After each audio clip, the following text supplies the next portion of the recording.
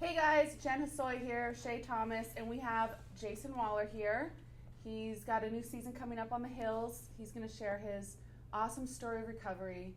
He also has an amazing wife who's been very supportive. Mm-hmm. She's gorgeous. And you have probably the cutest little girl in Orange County right now. Oh, thank you so much. I appreciate it. We'll just get right into it. We just want to know, tell everyone kind of how you grew up and how your childhood was. Yeah, so I grew up in Laguna Beach. I am the youngest of 4 kids. Parents who are still married, which is awesome. I grew up with a very privileged life. You know, parents that were very involved and active in my childhood, and you know, I grew up going to church. You know, I was raised with good morals and values. You know, I would say I was very lucky. You know, I mean, especially growing up in Orange County, there's so many people that, you know, just with the foundation of what people get to grow up in, oftentimes don't have that structure. You know what I mean? There's just a lot of divorce. There's a lot of just things that go on. I mean, all over the country. It's not, but I mean, especially in Orange County, there's a lot of higher rate with that, and I was very blessed. I'd say the simplest way my life growing up was good. So growing up, having such a good childhood, what actually led you into addiction? That's a great question. So, and that's funny because looking back, you know, on the outside in, everything was great. You know, but the problem is the inside out. That wasn't the case. I can identify when I was, you know, after multiple years, and looking back at 13 years old, I could see even before I picked up a drink or a drug that, you know, I had a lot of insecurities and I had a lot of self-shaming, you know, whether it be the fact that it was, you know, always a part of the cliquey popular groups, always being in the, you know, and better at sports, and, you know, like I said, growing up with a great family, having a lot of friends. I never, you know, would amount to that. You know, it always was internally like you basically, you're not good enough, you know, you don't amount to these things. And it was just a lot of the self-shaming. So it's like, I believe I was genetically predisposed with the addiction gene, as opposed to some traumatic events happening in my life. Because I don't know where that came from, you know what I mean? And I noticed that as like at 12 or 13, you know, I had severe OCD where I'd wash my hands till they'd bleed. You know, and like there was just a lot of these things, and ADD, I was prescribed medications at a very young age. So there was a lot that kind of transpired that was like, I became very uncomfortable with who I was, right? Yeah. And you know, when I got into, you know, I went in as a recreational use. I really was like, I think my first use was at 14 years old. I can never really pinpoint exactly when it was, but I'd say that was fair. I was a freshman, sophomore in high school, you know, and I remember the first time I actually tried drinking. I didn't even like it. I was the one, literally, it was with my buddies, I was like this. I was like having to pretend I was drinking it, pouring it behind me and stuff. I was like, yeah, man, it's good stuff. A lot of people say. Yeah. So, because I was fearful of it. My parents, like I said, it was like, I think my parents intimidated me with too, like, you drink and stuff, like you're going to be in deep shit. But, you know, lo and behold, that only lasted a couple times. Yeah. And then when I actually had that first reaction, that first relief of what alcohol did for me, you know, I craved that more and more. And it wasn't like overnight I became at 14 years old like this crazy alcoholic. It was like one of those things where I was like, oh my God, I got away with it. This is cool. Then I started smoking weed, and, you know, so I think that went on where it was actually pretty manageable from 14 to 16, 17 years old. So like a year and a half, not long, a couple of years. And, you know, from that period, it got pretty bad, you know, and going into my junior year, towards the middle of it, I ended up, you know, stopped showing up to school. You know, stopped playing baseball. I grew up my whole life playing baseball, and a lot of my time and my dedication that I had was playing sports and stuff. And obviously, that was not a priority anymore. My addiction actually had robbed me of all the things I actually started loving at a very young age. So I went to boarding school in Provo, Utah. That was my first like experience where that was my first encounter where my life started becoming disruptive.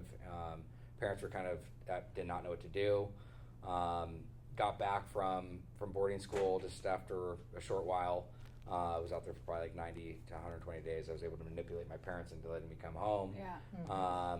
But then I come home, and that's when things, I think, really started to take a turn. It was because the MTV was at my school starting to film, or they actually were in the process of filming Laguna Beach. And that's kind of where... So then what do you think the show Laguna Beach and then the hills, like, what do you think that did for your addiction? What was the influence? Well, so I think because oftentimes people ask me if the show Laguna or the hills or, whatever else I'd done in the entertainment business were, if they were contributing factors to my addiction. Absolutely not. For me, I was predisposed to this stuff. All it did is it ignited it. Yeah. At 17, 18 years old, you tell me one kid at that time and space that, being paid to party and travel the world wasn't something that they think would be like living the dream. I mean, it was. And, but shortly after that dream became the biggest nightmare that I've ever experienced. And I'm very grateful for that, though, is because, I look at my brother who's, let me pause for a second, so I look at, I'm very grateful that my addiction stemmed at a young age and was ignited at a very young age, because I was able to, it was from 18, 19, 20. By 23 is when I really was able to acquire some sobriety time. And, it was hell. Don't get me wrong. I mean, I was arrested 12, 13 times, went to 12 treatment centers from Florida to Hawaii, every state in between. What were you arrested for? Just whether it was, a lot of it was fighting, public intoxication, possession charges, DUI. Basically, I mean, the best way to sum it up is I'm allergic to alcohol. I break out in handcuffs. I mean, that's just kind of, that's really what it became for me. Was there anyone around you during that time, saying, hey, you need to get help, or offering you help, or were people just kind of feeling you and going along with it? Good question. I'd say there was the people that were that were wanting to help, and they set boundaries though. And if I wasn't willing to accept it, they kind of, they removed themselves from what they were watching. They're like, we're not going to watch you do this to yourself. When you're wanting to get help, we'll be there for you. And then I had the people that were kind of in and out, that were they didn't know what to do. And then I had the people that were just, instigating or totally being a part of the whole process. So there was the challenging pieces, and again, it's at 18. Looking at everything, I mean, being at such a young, vulnerable age, it was crazy. It really, really was a whirlwind of what went down. And so, also, was alcohol and weed was that your main drug the whole time, or did it change? It transitioned. So, alcohol was, I mean, that is my DOC. It's my primary drug. But through that, it translated into cocaine, which they went hand in hand. And then later on down the road, after I'd had some sobriety time, I ended up relapsing again, and that was with Adderall. Okay.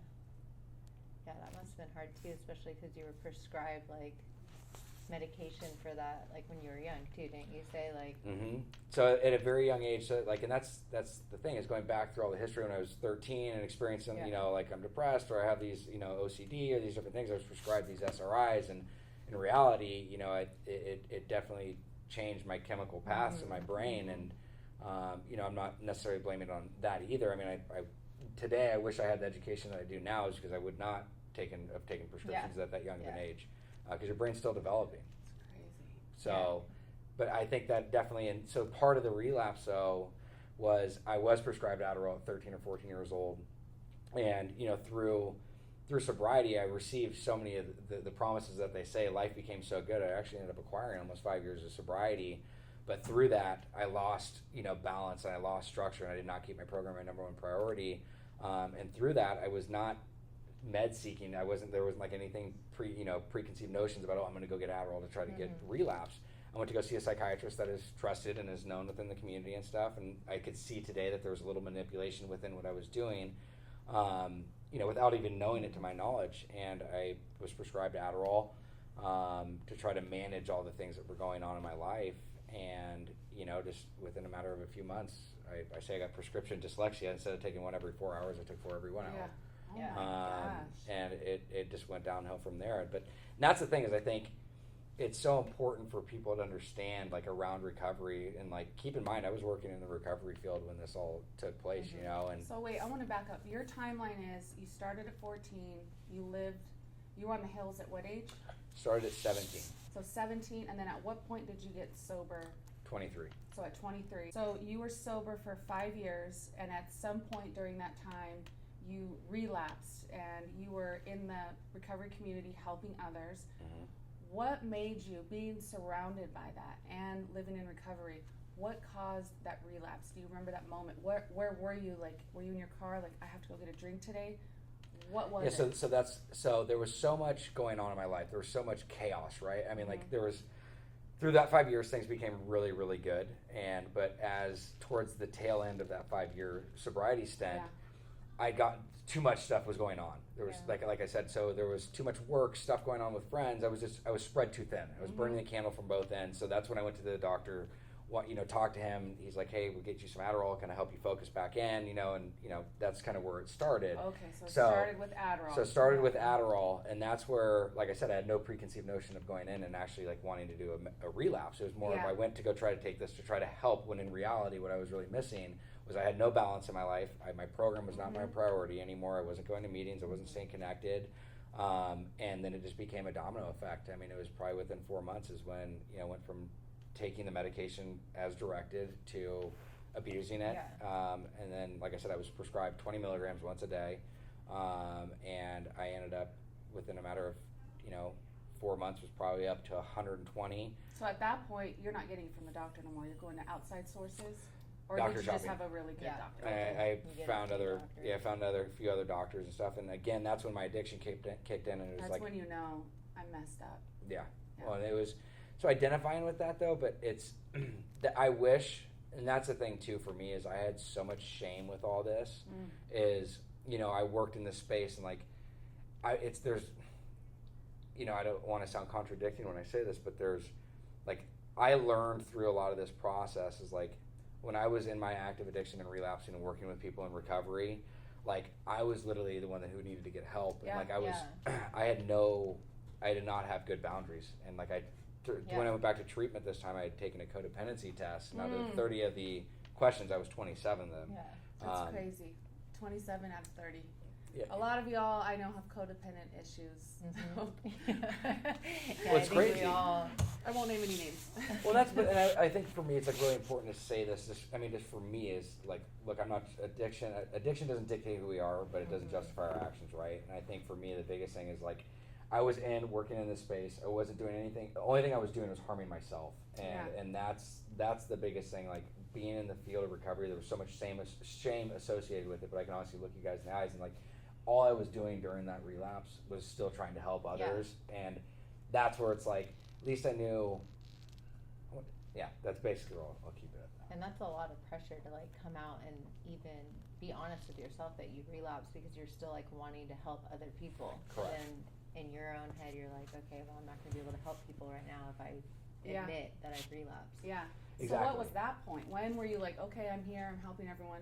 Yeah. I've relapsed, nobody knows, now I have to come clean, when that shame finally builds up. Well, so this relapse went on for like 3 years. Wow. So it continued. So not only did it go from taking Adderall for about a year and a half, and then it transitioned into alcohol.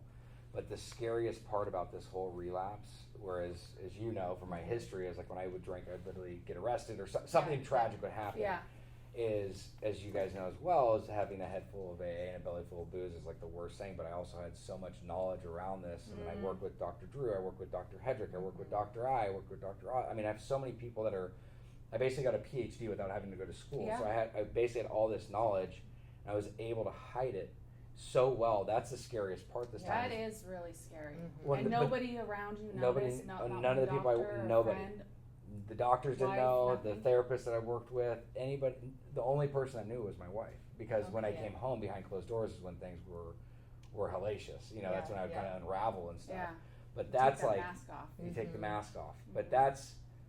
that's just the scariest thing though is looking at what my addiction used to do is it totally transitioned into isolation. This was no party. I was not out drinking at bars, having fun with friends. I was in my office by myself, lonely, miserable. It was horrible. It was horrible. Yeah.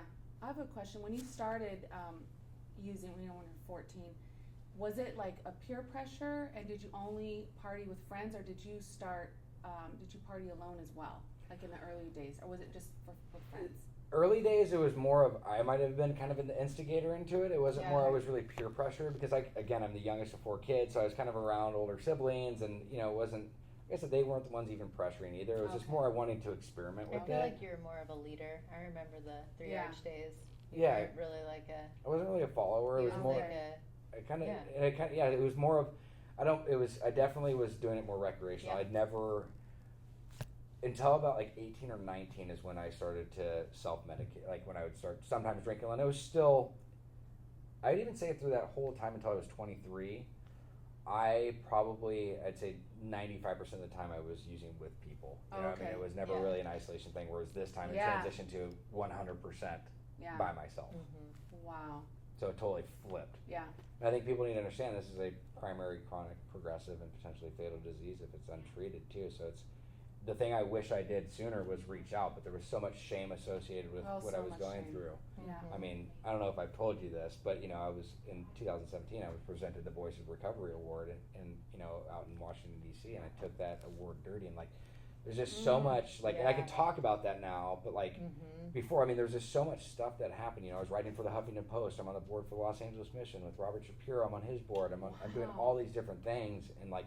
Inside, I felt like a phony, but like it was unbelievable when I was able to come clean, and I can tell you about that process. But when I became like the amount of love and support that I had versus like what I was telling myself, like I kept myself sick. And I mean, this time it was the way when I use and I drank, I go into like suicidal ideations, and I think, you know, the thing I've learned at 18 years old. You know, looking back at life, like when I thought I was living this dream, you know, let me even say this again let me summarize the way my using was it was basically, at first it was fun, it became a lifestyle, and it became a way of survival, but trying to, you know, for people out there that try to, like, we live in such a false sense of reality today. You know, and people are always trying to. It's like the quicker you have it, the better off you are, and you know that's not true. It really comes down to, you know, anything worth having is not easy. It takes hard work and dedication. You know, because I look back at, like I said, when I was 18, and from living the dream to, you know, being isolated and wanting to take my own life is like it's crazy how it all happens. Yeah. Now, how'd you get out of that moment? Because I know with addiction, there are a lot of people that struggle with mental illnesses. I mean, it's not just, I have an addiction, get rid of it. It's like, okay, I don't know about for you, but my first year in sobriety was very rough. Like, it's not like you have to really work a program. You have to, I mean, again, going back to, like I said, I keep it simple, you know what I mean? But like, for me, working my program is I keep everything in order. Like, every morning I have a routine. When I wake up, you know, I do a morning meditation, I do a prayer. I go on a walk with my wife and daughter. I do a gratitude list, and I'll switch off. I go to a meeting or I go to the gym. I noticed you were doing check-ins too on Instagram and stuff, which was really cool. I think that, like, just to say like what's been going on in your head, with just being accountable and checking in. Like, I really thought that was rad. Yeah, and that's something I want to pick back up, you know, and start doing again. But I think it's you know, the simplest way to stay sober, the way I look at it, is through foundation, fellowship, and service. You know what I mean? But like I said, I stick to my routine. I do a morning routine it's funny because when I don't do that routine, and I can feel the derailment in my day. You know what I mean? So that's something that is like, I do that no matter what. No excuses come into play, and we oftentimes, you know, we always come up with excuses. It's like we had enough time to drink and use every day. You know, you gotta keep your we would go time to find it. Yeah, exactly. Be for hours in front of someone's house for them to get home. When you came out this time, that you were honest with yourself and everyone else, like what happened exactly? Like, when were you like, okay, I'm done, I'm gonna get honest? So it got to a point where, again, it comes down to boundaries. My wife, wherever there's an alcoholic or an addict, there's a codependent. And sometimes they're just as sick, if not sicker, than the addict. But my wife, you know, had reached out and gotten guidance and direction and stuff. She set a boundary, and she basically said, you know, don't keep in mind I have a child as well. She's like, you're not welcome to stay here unless you get help. Tested that boundary and saw that she was serious. You know, I ended up just going to stay with my sponsor for a week or so, and he even came to grips where he couldn't help me get sober anymore either. So it was kind of like I had a mini intervention. Family ended up coming in, and, you know, wife, parents, sponsor, a couple people from the program, and I just was at a spot of surrender again. I just was not willing to continue this way. You know, again, the suicidal ideations and the drug-induced psychosis. I knew, and looking at my daughter there, you know, it was just like the hardest thing, but it was also, I knew it was time. I mean, it was just kind of, it unraveled how it was supposed to. Mm-hmm. Wow, that's amazing. Awesome. Well, as we close, what's one word of advice that you can give someone, a simple little nugget that someone can hold on to if they're struggling? The simple nugget, and something that I utilize often and I do daily, is a gratitude list. It's not only that. what you're grateful for, but it's why you're grateful for it, so you can get to the substance of it. I love that. Just 3 things a day. Yeah. Yay, be grateful. Well, thank you Yeah. so much. Of course, Yeah, thanks for thank having you. me. Yeah, for sure.